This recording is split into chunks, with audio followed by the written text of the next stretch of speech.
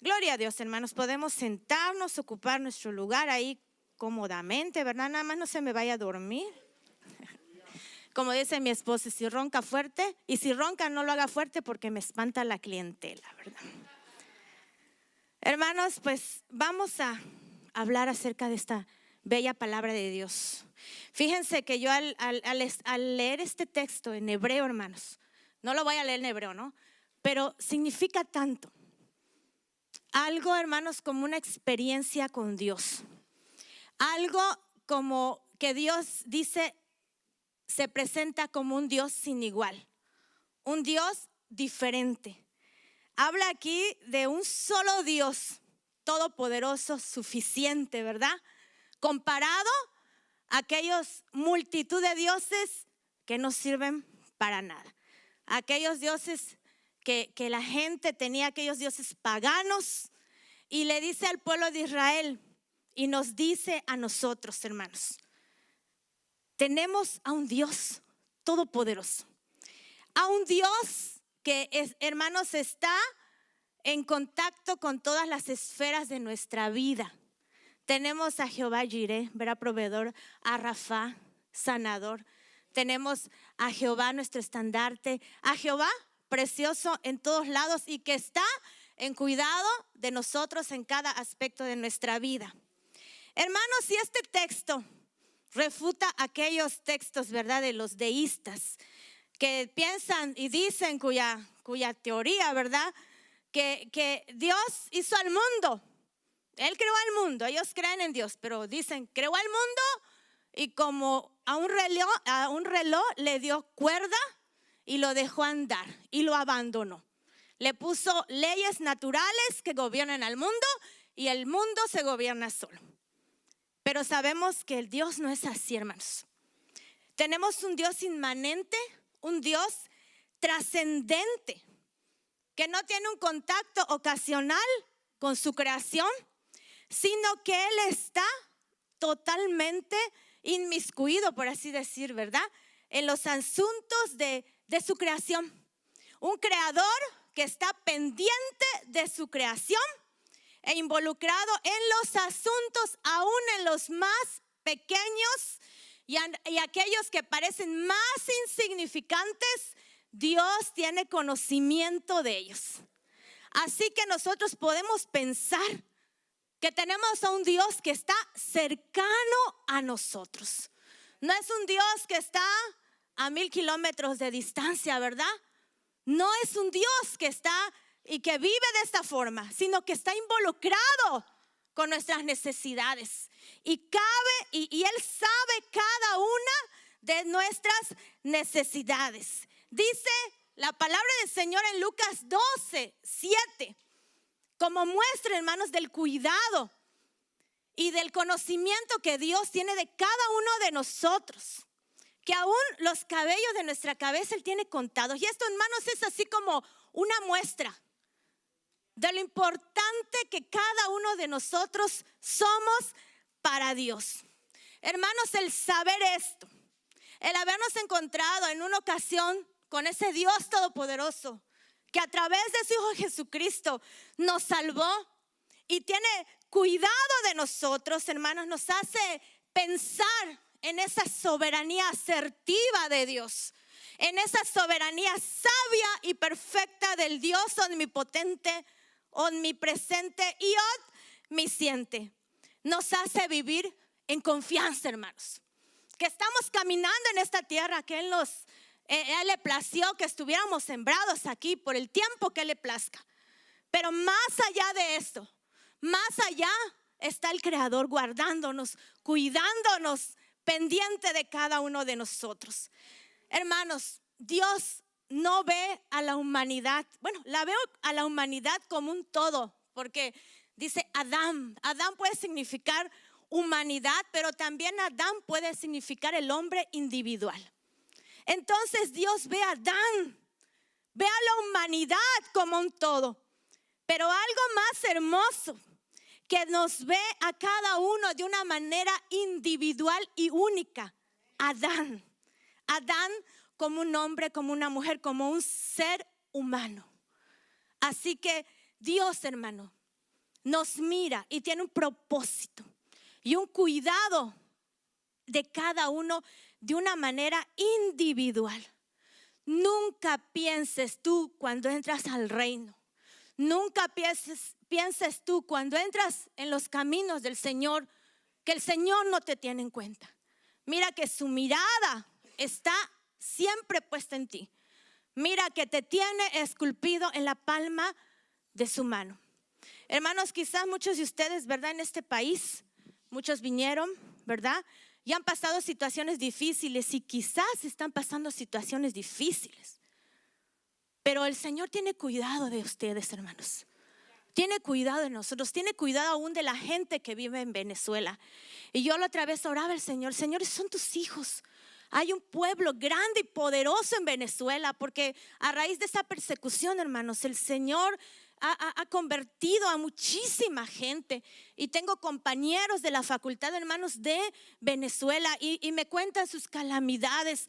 Pero, hermanos, puedo ver a su vez la confianza que ellos tienen en Dios. Pueden estar bajo un sistema difícil, pero, hermanos, Dios los guarda a pesar de eso. Y a pesar de esa situación, suple sus necesidades. Y a pesar de todo eso, hermanos, ellos pueden tener paz. Y aún, yo le digo a mi esposa, en situaciones así, tener esa capacidad para ir a estudiar en una facultad de teología 3 semanas, con tanto pendiente, con tanto temor. Yo no lo atribuyo, hermanos, nada más que esa confianza que tienen en Dios, que pueden descansar a pesar del peligro, a pesar de que pensar que mañana van a estar enfermos y no va a haber la medicina. Yo padezco de migraña, hermanos, y pensar que no voy a tener allá mi Bielectron, ¿verdad? Y de repente para sanar mi dolor de cabeza, ay, digo, no puede ser. Pero hay un Dios poderoso que aunque allá no hay medicina, quizás no hay anestesia, no hay muchas cosas, el Señor suple, hermanos. Y el Señor suple y obra en sanidades gloriosas.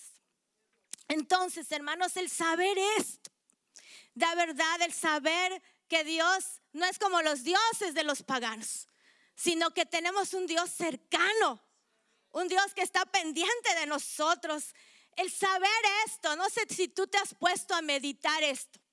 No sé si tú te has puesto a pensar lo cerca que Dios está de ti, lo cerca que Dios está ahí de tu corazón y que en ocasiones lo tienes ahí arrumbado a 1000 kilómetros de distancia de tu vida, porque no le crees, porque prefieres vivir conforme a tu sapiencia, conforme a tu capacidad y no conforme a esa hermosura que Dios quiere que tú vivas. Esta sapiencia, hermanos, pero aquellos que dicen, sí, yo creo que Dios es diferente. Yo creo que Dios es todopoderoso y está cercano a mí. Hermanos, el saber y el entender que esto pasa en nuestra vida, que tenemos un Dios real, que lucha nuestras batallas, que está ahí aún en los momentos difíciles. Hermanos, nos ayuda a como seres humanos, a como hijos de Dios, tener unas actitudes, una forma de pensar diferente a aquellos que no tienen a ese Dios cercano. Y es maravilloso, hermanos, es maravilloso. ¿Y cuáles pueden ser, hermanos, esas características? ¿Cuáles pueden ser esas actitudes de un hombre, de una mujer que siente a Dios cercano? ¿Cuántos de aquí sienten a Dios cercano, hermano? Pero que lo digan realmente. Que están pasando por un problema y están allá rompiéndose la cabeza y padeciendo, como si Dios no tuviera cuidado de nosotros, hermanos. Yo sé que hasta cierto punto es natural, ¿verdad? Pero hay unos piensan que Dios no está en contacto, que Dios los ha olvidado, y no es así. Entonces, primero, que desarrolla el saber que Dios está cerca, precisamente eso, un sentimiento de cercanía. Filipenses 4:7 dice, el Señor está cerca. El Señor está cerca al final de ese versículo. Y esta frase, hermanos, al estudiar este pasaje puede tomarse en dos sentidos. Los filipenses estaban pasando por momentos difíciles y para ellos era muy lindo pensar que el Señor estaba cerca en un aspecto de tiempo. Es decir, de que el Señor ya vendría pronto y sus problemas acabarían en un aspecto de tiempo temporal. Por eso se dice Maranata, hasta aquí nos ha ayudado Jehová, el Señor está cerca en ese aspecto. Pero también, hermanos, puede tener una connotación de lugar, de distancia, que es una connotación de cercanía. Es decir, cuando ellos decían, el Señor está cerca, también el Señor está cerca de mí. Amén. El Señor está cerca siempre. Ellos lo sabían. Y este texto, hermanos, habla de pruebas, habla de aflicción. Y decían, gozaos en el Señor siempre. Otra vez digo, regocijaos. ¿Por qué? Porque el Señor está cerca. Él está cerca. Hermanos, en este mundo realmente tenemos aflicción. El Señor lo dijo, el Señor Jesús lo dijo. En el mundo ustedes van a tener aflicción. Eso es algo que no podemos negar. Pero dice, confiad, porque yo he vencido al mundo, en Juan 16:3. Hermanos, Dios nunca dijo que estuviéramos libres de pruebas. En cualquier momento, hermanos, nos toca. Escuchábamos ayer al predicador de la mañana, el hermano Salamanca. Gran predicador, gran hombre de Dios, un hombre que sirve al Señor, y llegó la prueba a su vida. Y él decía, tú no sabes en qué momento va a llegar la prueba, ni de dónde va a llegar la prueba. No lo sabemos. No lo sabemos, hermanos. Nos va a tocar pasar, a todo nos tiene que tocar. Es muy, muy raro encontrar un ser humano, un cristiano, que no esté pasando por problemas, que no haya pasado por prueba, que Dios no lo haya pasado por la sombra de muerte. Nadie está exento, hermanos. Nadie está exento. La diferencia, hermanos, es ver cómo se toma ese proceso, ver cómo se toma ese tiempo de aflicción. La diferencia es cómo nosotros tomamos las cosas. Aquellos que aman a Dios, aún, hermanos, las situaciones difíciles que vienen a nuestra vida, la verdad, hermanos, cuando nosotros estamos en el plan de Dios, sabemos que todo es por voluntad de Dios. Y sí puede ser que las pruebas nos asusten, pero más allá de la prueba, hermanos, tenemos esa fe, esa confianza de que Dios está ahí. Nosotros pasamos, hermanos, un proceso difícil. Mi esposo ayer lo platicaba, no sé si lo platicó. Mi joven, mi muchacho pasó 2 años de depresión. Momentos difíciles. Yo le digo a las hermanas, nos ven viajando, quizás predicando, enseñando, pero nuestro corazón no está en paz, hermanos. Nuestro corazón está está en paz, pero hay no sé, algo que nos hace un poquito desfallecer. Pero ¿qué nos sostuvo en estos 2 años, hermanos? Que veíamos al muchacho así, con deseo de querer morir, hermanos. Con deseo de querer morir, de no querer vivir más por lo que él pasaba. Una depresión que detonó una situación muy sencilla, pero que desencadenó un proceso de depresión. Entonces yo me decía, Señor, yo sé que tienes control de esto. Yo sé que en medio de esto tú estás sobrando. Y hay una canción que a él le dio mucha paz, hermano. Esa canción que dice, siempre estás sobrando, siempre estás sobrando, ¿verdad? Dice, aunque no te pueda ver, estás sobrando. Y la verdad, hermanos, eso nos sostenía, eso nos daba paz en medio de esa prueba. Gracias a Dios, hermanos, para el enero fue su última crisis y yo que el Señor terminó el proceso en él.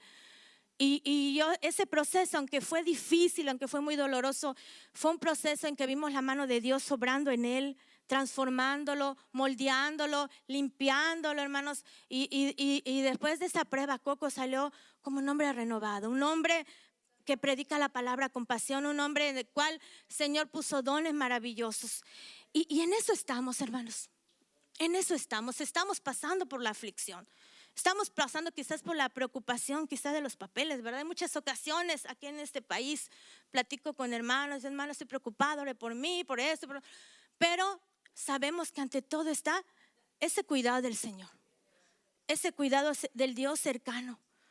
Y sabemos, hermanos, cuando hay prueba, cuando cosas difíciles vienen a nuestra vida, cuando son dolorosas, el que ama al Señor lo ve, hermanos, con una perspectiva de propósito.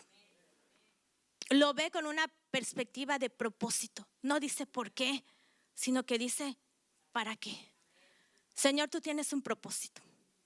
Si estás pasando, hermano, ahorita momentos de prueba, Dios está obrando. Y nos decía nuestra mentora, aún con aquellos que están en la cárcel por la causa de Cristo, Dios está obrando. Y Dios tiene propósito. No hay nada que ocurra en la vida de un hijo de Dios que se le escape a Dios. Aún las circunstancias adversas van a tener un propósito. Y Romanos 8:28, hermanos, lo dice de una forma hermosa. Y sabemos que a los que aman a Dios, todas las cosas les ayudan a bien. Esto es, conforme a los que su propósito son llamados. Pero, ¿qué nos hace pensar de esta manera, hermanos, y ver las cosas desde esta perspectiva de propósito? ¿Qué nos lo hace ver? Un corazón de fe, una perspectiva de fe, un anhelo, un deseo, una actitud de tener nuestra mirada puesta en Cristo Jesús. Aquellos que su mirada está puesta en Cristo Jesús pueden llevar esa prueba con esa perspectiva de propósito y finalizarla con éxito, sin decaer, sin tirar la toalla. Aunque es doloroso el camino, aunque están en el valle de la sombra y de muerte, la mirada en Jesús, en esa perspectiva de fe, los lleva al final en gozo, en alegría. Y como le pasó a Sadrach, Mesach y Abednego, ni el olor del humo tenían, y lo único que se quemó fue la atadura, aquella prueba que los tenía, ¿verdad? Nada pasó con ellos, nada tocó su integridad, nada tocó su vida. Y este texto hermoso de Hebreos 12:2 nosotros tenemos que tener siempre en cuenta, hermanos. Poner nuestra vista en el autor y consumador de nuestra fe, que es el Señor Jesús. Puestos los ojos en Cristo Jesús, el autor y consumador, el consumador de la fe, el cual por el gozo puesto delante de él sufrió la cruz, menospreciando el oprobio, y se sentó a la diestra del trono de Dios. Hebreos 12:2. La perspectiva de propósito, la perspectiva de fe. El hermoso, hermanos, consumador de la fe, que dio su vida por nosotros, hermanos. Al dar su vida por nosotros mostró amor, mostró preocupación por tu destino. Y en ese amor y en esa preocupación, Él dio su vida por ti. Y el Dios Todopoderoso, el Padre, nuestro papá, ¿verdad? En esa preocupación por el destino de la humanidad, dio a su Hijo en rescate por muchos. Entonces, hermanos, Él dio a su Hijo. ¿Cómo no va a estar pendiente de cada uno de nosotros? ¿Cómo no va a tener cuidado de mí, de ti? Claro que tiene cuidado. Dio a su Hijo por la humanidad, pero también dio a su Hijo por cada uno de los seres humanos. Así que, sabiendo esto, el autor y consumador de la fe dio su vida, menospreció lo oprobio y dio su vida por ti y por mí. Yo no puedo pensar como un Dios que dio a su Hijo no pueda tener cuidado de mí. Claro que lo tiene, claro que está pendiente de mí. Claro que está ahí. Jesucristo ahora en la diestra del Padre, donde está, es nuestro intercesor, ¿verdad? Es ahí nuestro abogado y nos guarda y nos bendice. Hermanos, puesta nuestra mirada sobre Él, en Él nuestro corazón puede estar seguro. Pero aquellos que no miran al Señor, aquellos que están mirando las circunstancias, aquellos que están mirando los problemas, aquellos que están ensimismados en la prueba, no van a ser capaces nunca de poder mirar a lo alto y mirar lo que Dios va a hacer. La prueba es difícil, el problema es difícil, pero mis ojos se mantienen en Dios. Se mantienen en el autor y consumador de la fe, sin mirar a ver las circunstancias, confiados en su mano poderosa, en su diestra de justicia. ¿Cuántos alaban el nombre del Señor, hermanos? Porque tenemos a ese Dios todopoderoso, amén. A Cristo de la gloria. También, hermanos, el sentir que Él está cercano a nosotros es sentir que hace su morada en mí. El Señor, veíamos, ¿verdad? Habitó entre nosotros. Del tabernáculo, de habitación. Pero Él habita, dice, escogió templos humanos, ¿verdad? Y habita en nosotros a través de su Espíritu Santo. Él hace su morada en nosotros a través del Espíritu Santo, a través de la iglesia. Lo hace en forma corporativa como pueblo, pero también, hermanos, hace su morada en cada uno de nosotros. El Espíritu Santo vino para morar en la iglesia y para ejercer su ministerio en la congregación, pero también en mi vida de una forma personal, de una forma preciosa. ¿Y sabes qué quiere hacer el Espíritu Santo con tu vida? Gobernarla. El Espíritu Santo quiere dirigir tu vida. El Espíritu Santo quiere llevarte, hermano, a una vida de santidad. Y tú nunca vas a poder llegar a cumplir los propósitos de Dios en cuanto a la santidad, en cuanto a tu vida espiritual, si no estás sujeto al Espíritu Santo. Porque enseguida, hermanos, la carnalidad fluye. La carnalidad está al orden del día y la carnalidad nos lleva a hacer atrocidades y tonteras. Porque estamos muy lejos de que el Espíritu Santo obre en nosotros y nos gobierne. Pero cuando dejamos, hermanos, de realmente al Espíritu Santo que tome gobierno de nuestra vida, que ejerza en nuestra vida su dominio poderoso, que vivamos en el Espíritu, hermanos, realmente vamos a poderle bajar no 2 rayitas, 20 rayitas a esa carnalidad.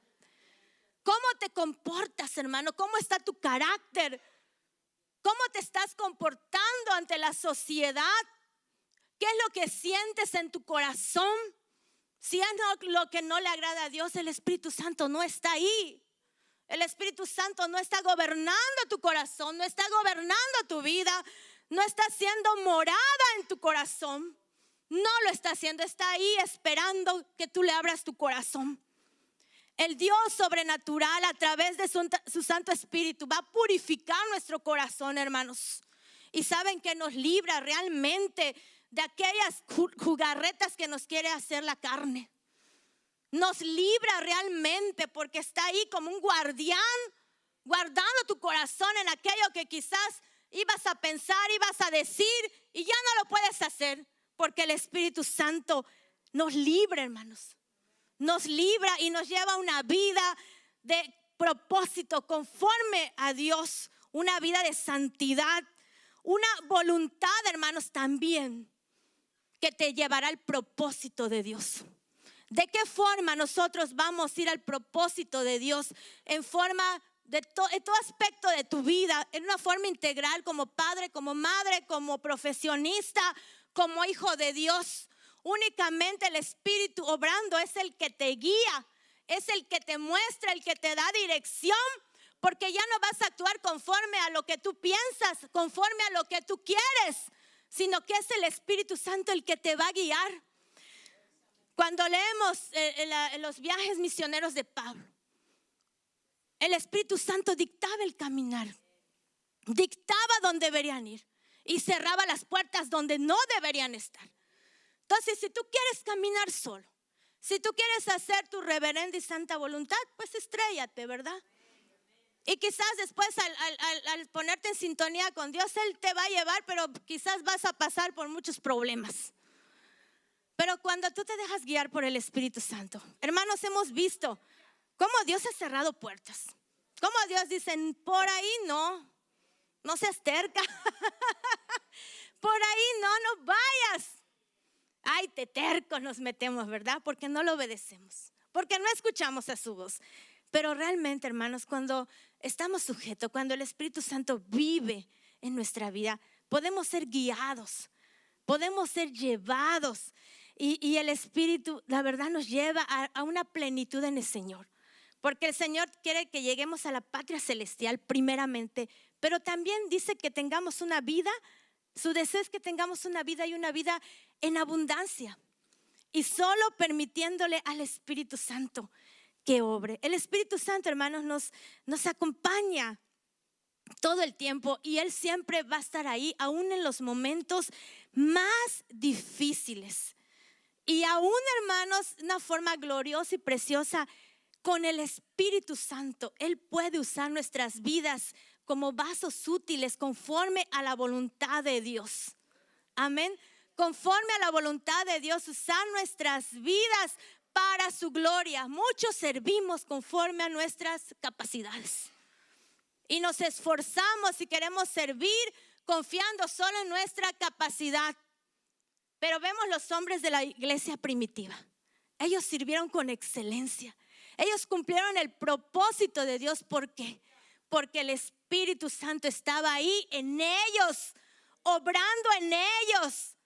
Y los llevaba asertivamente a cumplir exactamente las cosas como Dios quería que se hicieran, de la forma como Dios quería que se hicieran, en el tiempo como Dios quería que se hicieran. Y ahí, hermanos, vienen los dones, ¿verdad? Y dice la palabra de Dios que el Espíritu Santo también, hermanos, gime cuando dejamos que el Espíritu Santo obre nuestra vida. Él, hermanos, gime, dice, con gemidos indecibles.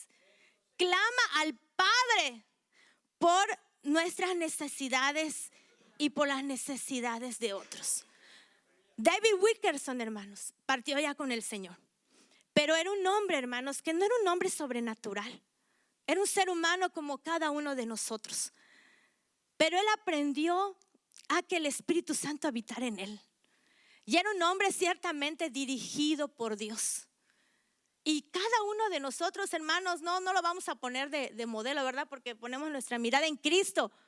Pero sí como un hombre que era guiado por Dios. Y en una ocasión, hermanos, yo escuchaba un cassette de este hombre. Y él decía, una de sus anécdotas, un hombre, dice, yo estaba en la carretera, dice, manejando. Y de repente, dice, vino el Espíritu de Dios en mí, el peso de la gloria de Dios. Y me hizo sentir el Espíritu Santo. Hermanos, miren cómo es guiado por el Señor. Cómo es guiado por el Espíritu Santo, que aún habla a su corazón y lo puede sentir.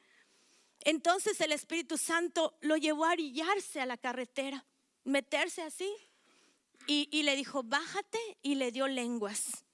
Y el Espíritu Santo le hizo interceder y estar hablando en lenguas y orando en lenguas y clamando. Y él no se entendía por qué. ¿Por qué todo esto? Cuando terminó ese tiempo del peso de la gloria de Dios, del peso del obrar del Espíritu Santo en intercesión, él entró a su carro nuevamente y siguió el camino, hermanos. Y a unas cuantas millas, ¿verdad? Nosotros le decimos kilómetros, él usó millas, por eso les digo millas, ¿verdad? Entonces él, hermanos, vio un terrible accidente. Un carro destrozado. Y una mujer ahí con la ambulancia, ahí los paramédicos, intacta. Una sierva de Dios. Una sierva de Dios. ¿Qué pasa, hermanos? La mujer iba a predicar a una misión. Un trailero se durmió y invadió el carril contrario, la arrolló, despedazó el carro, pero a ella no le pasó nada. ¿Qué fue, hermanos? Entendió David Wilkerson. Esas lenguas fueron lenguas del Espíritu Santo que con gemidos indecibles oraba al Padre. Hermanos, qué hermoso llegar a ese nivel, hermanos, de que el Espíritu Santo use nuestras vidas de esa forma. Hay situaciones que nosotros no nos imaginamos. Hay situaciones difíciles por las que pasan determinadas personas que nosotros no sabemos, que ignoramos, pero que Dios puede usar nuestras vidas para librar a mucha gente de peligros. El domingo, hermanos, llegamos a casa y Coco estaba en la cocina, mi hijo. Nos asustamos porque estaba llorando tenía los ojos rojos y dijimos, no, otra vez. Yo me asusté. ¿Qué te pasa? Le dije. Mamá, vine, el Señor me hizo venir a la casa, dice. Y estaba yo aquí sentado en la mesa de la cocina y el peso de la gloria de Dios vino sobre de mí. Y empecé a hablar nuevas lenguas. Y empecé a hablar lenguas diferentes, dice. Ahí estaba mi esposo que no me deja mentir, hermanos. Entonces el Espíritu Santo me dijo, párate, intercede, porque ahí en el pasillo hay un demonio destructor. Ahí hay un demonio que viene a destruir. Se me paré y lo empecé no tuve temor. Dice, yo no lo veía, pero sabía que estaba ahí. Y empecé a interceder y empecé a orar y lo reprendí. Se fue. No era un ataque precisamente para casa, pero sí venía a destruir a alguien. Hermanos, el Espíritu Santo. El Espíritu Santo que hace morada en nosotros. Y no usa superhombres a supermujeres, usa gente común y corriente que quiere estar cercana a Dios y permitirle a Dios obrar más allá de lo natural, a niveles sobrenaturales para ser de bendición a otros, aquellos que se acercan a Dios, hermanos. Pero también el acercarnos a Dios también es una responsabilidad a cada uno de nosotros. De esta hermosa postura de Dios ante la creación humana, Dios también, hermanos, espera correspondencia de cada uno de nosotros.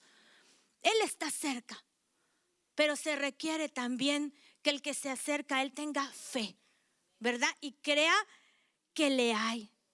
Vemos a lo largo de la historia de la humanidad, hermanos, a un Dios que siempre está buscando al hombre. Siempre está ahí buscando al hombre, haciéndole encrucijada para asomarse en su camino para que pueda verle y buscándole. Porque Dios sabe que sin Él, hermanos, no somos nada. Que sin Él no podremos hacer nada, que sin Él estamos desvalidos, que lo necesitamos a Él. Y por eso constantemente Él busca al ser humano. Y en Juan 15:5 Jesús lo dice: yo soy la vid, ustedes son los pámpanos. El que permanece en mí y yo en Él lleva mucho fruto, porque separados de mí nada pueden hacer. Como están flit, ¿verdad? Estamos flit sin el Señor. Él lo sabe y por eso siempre anda buscándonos. Pero hermanos, la cercanía a Dios, aquellos que tenían dioses paganos, ellos ideaban formas humanas conforme a su sapiencia humana errada y necia para acercarse a los dioses paganos. Y realmente llevaban a cabo prácticas espantosas, horribles, denigrantes, pecaminosas, con tal de agradar a sus dioses. ¿Y qué obtenían? Nada. Pero con Dios, hermanos, no es conforme a como tú quieras. No es autoría de hombres la forma como nos vamos a acercar a Dios. Con Dios es totalmente diferente. Y Él es el Rey, Él es el Señor, y Él es el que va a dictar la forma como nos vamos a acercar a Él. No es por nuestra fuerza, no es por nuestra autosuficiencia que yo digo cómo me voy a acercar a Él. No, hermanos, nanay, como dicen, ¿verdad? No es a tu forma, hijito, es conforme a mi forma. Yo soy el que manda y es conforme a lo que yo quiero, no a lo que tú quieras, diferente a como aquellas formas humanas, humanistas, para acercarse a Dios. Y Dios no pide gran cosa, ¿verdad, hermanos? ¿Qué es lo que pide Dios? No depende de tus méritos, no depende de tu capacidad, no depende de tu suficiencia. El que pide únicamente, hermanos, tu corazón. Un corazón humilde, un corazón que reconoce su grandeza y su soberanía y que se rinde delante de Dios y que le dice: Señor, no es conforme a mí, sino conforme a ti, conforme a tu voluntad. Y hermanos, el Señor responde. La respuesta de Dios.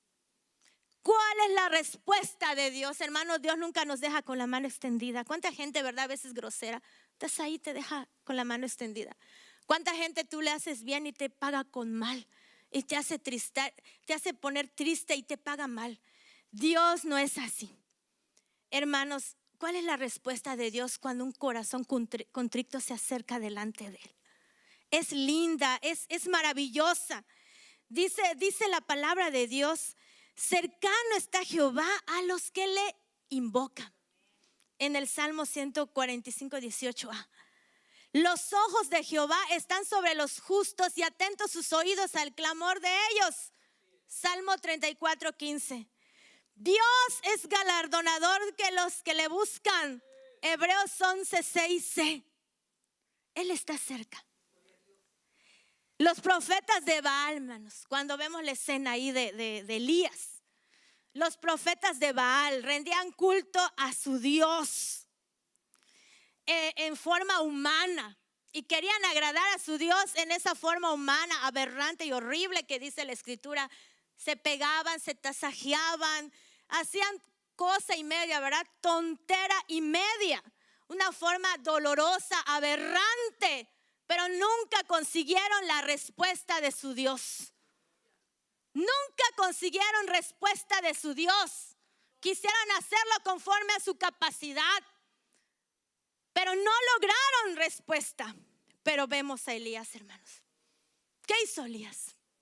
Solo clamó a Dios. Y el milagro y la respuesta de Dios se hizo. Porque no fue con mérito humano, porque Elías no se tasajeó, dice, no es conforme a mi mérito, sino porque Elías, hermanos, tenía esa fe de que Dios iba a responder. Y todos aquellos que se acercan a Dios, hermanos, tienen que tener esa fe de que le hay y que va a responder. Tú no puedes venir al altar en duda, tú no te puedes arrodillar en duda que Dios no está ahí. Tú no te puedes acercar a Dios dudando de que Dios no está ahí. Esa duda te lleva a endurecer tu corazón y a no poder ver y sentir la gloria de Dios en tu vida cuando Él quiere bendecir tu vida en esos momentos de intimidad. Cuando Él quiere llenar tu corazón en esos momentos de intimidad. Porque a veces nos creemos que no, es muy poco lo que voy a hacer, nada más arrodillarme. Es lo único. Con un corazón sincero, con un corazón contrito es lo que Dios desea. Un corazón moribundo que desea un toque de Dios. Un corazón que ya se cansó de ser como es y necesita el alivio del Señor en su vida.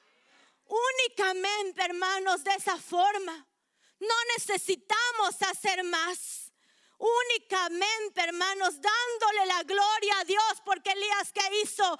Únicamente clamó a Dios, dándole la gloria al Dios Altísimo, esperando su respuesta, y la respuesta vino. No tardó, hermano, y fue una respuesta que ni el mismo Elías quizás se imaginaba. Una respuesta que nadie se imaginaba, una respuesta de fuego, de poder sobrenatural.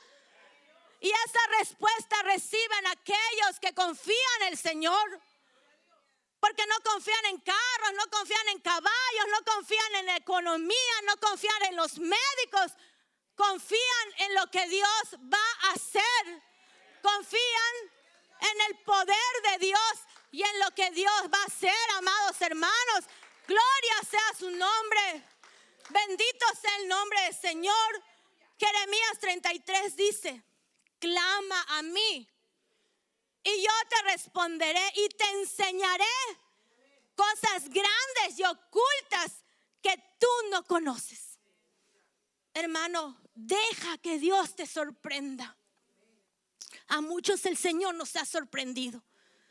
Cosas que ni imaginábamos que tendríamos del Señor, Dios nos las ha dado. ¿Por qué? Porque hemos puesto nuestra confianza en el Señor. Porque hemos esperado en el Señor. Porque hemos podido decirle: Señor, tú estás cerca y tú me cuidas y yo espero en ti. Hermanos, la respuesta de Dios no es mediocre. La respuesta de Dios no es a medias. La respuesta de Dios es sobrenatural. La respuesta de Dios es contundente. Y la respuesta de Dios es milagrosa. Hermanos, porque Él obra en lo sobrenatural. La cercanía con Jesús, hermanos, es bien linda porque nos forma, porque nos transforma y porque nos hace aceptos a Él. Qué maravilloso es estar cerca de Dios, hermanos, porque nos vamos pareciendo más a nuestro Señor. Vamos dejando los vicios, vamos dejando las amarguras, vamos dejando todos aquellos pesos que llevamos. Y podemos correr con paciencia la carrera de la vida, poniendo nuestra mirada en ese galardón que nosotros un día vamos a recibir, la vida eterna. Hermanos, para terminar, yo quiero terminar con este texto. Pero en cuanto a mí, el acercarme a Dios es el bien. He puesto a Jehová el Señor como mi esperanza, para contar todas sus obras. Pero en cuanto a mí, el acercarme a Dios es el bien. ¿Para cuántos es deleitoso acercarse a Dios, hermanos? Es el bien, y aquí cuando dice bien es lo mejor. Cuando vamos al griego y vemos esa palabra bien, es plenitud. Aquel hombre, aquella mujer que al acercarse a Dios es lo más maravilloso de su vida. Es lo más lindo. Para muchos qué difícil es arrodillarse. Ay, qué flojera. Qué difícil es buscar al Señor en estos tiempos, hermanos.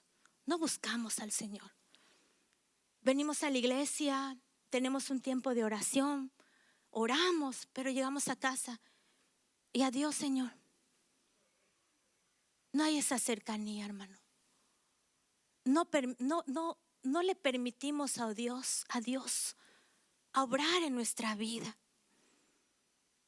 Es muy fácil, hermanos, gozar los beneficios del Señor, de su cercanía.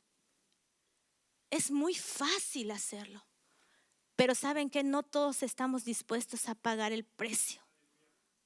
No todos estamos dispuestos a pagar el precio. El Señor Jesús ya hizo todo, nos acercó, ¿verdad? Nos reconcilió con su obra redentora. La parte más difícil la ha hecho Jesús. ¿Qué nos corresponde a nosotros, hermanos? Nada más acercarnos a Él y clamarle y buscarle. Pero, hermanos, el acercarse a Dios implica renuncia a nuestro yo y dejar que Él haga su obra en nuestra vida. La cercanía del Dios o al Dios Todopoderoso, hermanos, nos va a permitir vivir una vida confiada en un mundo de aflicción. Nos va a permitir que el Espíritu Santo viva en nuestro corazón y nos dé orientación y nos lleve a una vida de santidad. Pero al acercarme a Dios es conforme a lo que Él quiere, la forma como Él quiere. Y lo único que te pide el Señor en esta tarde, Él quiere acercarte a Él en esta tarde, hermano. No sé cómo esté tu relación en esta hora con Dios. En todo momento todos necesitamos de Dios. No sé cómo esté tu relación con Dios. No sé qué cercanía está Dios de tu vida. No sé, hermano, si Dios realmente está viviendo en tu corazón o no.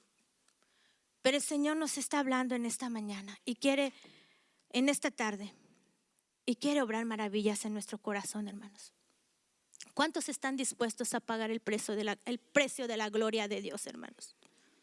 Decía Kathryn Kuhlman, una mujer que el Señor usaba en milagros, hermanos, en maravillas. El Señor lo usaba grandemente. No fue una mujer perfecta, se equivocó. Pero el Señor lo usó. Y mucha gente la criticaba y le decía, todos ven lo que Dios hace a través de mí. Pero nadie está dispuesto a pagar el precio. Y el pagar el precio no es conforme a nosotros. sino conforme a Dios. Así que en esta noche, hermanos, yo te invito a que te pongas de pie.